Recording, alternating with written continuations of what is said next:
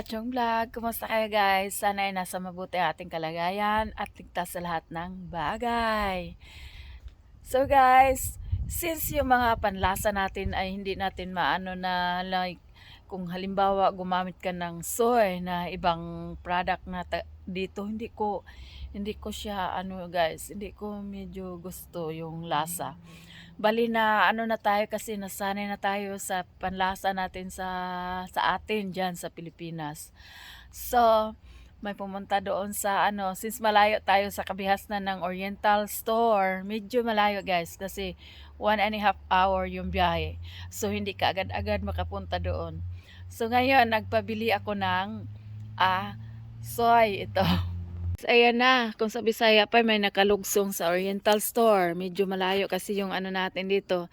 So nagpabili na tayo ng medyo marami-rami at parang may sari-sari store na rin dito. Yung mga tingi-tingi ba na ano guys, yung tingi-tingi na bilihan. Alright, kasi pag dito kasi guys, yung ano, ayoko yung panlasa, ayoko yung lasa.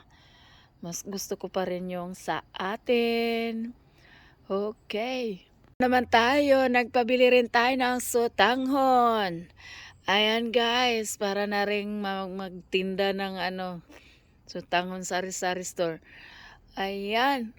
So yun lang, habang may nakatugbong nakalugsong sa syudad. Alright. Nakakamiss din yung pansit. Sotanghon. Okay. Gawin natin since meron na tayong soy at pansit. Ilagay na natin doon sa grahe kasi doon medyo may space. Tara! Guys, ito na nakahilera na dito. Ayan. Medyo may stock na tayo. At saka ang importante yung soy. Marca Piña, baka naman. Bake naman dyan. Kasi parang iba kasi mas masarap kasi or nasanay na lang talaga yung panlasa natin na ganyan. Pag iba hindi na ano parang kulang yung pag magtimpla ka parang kulang.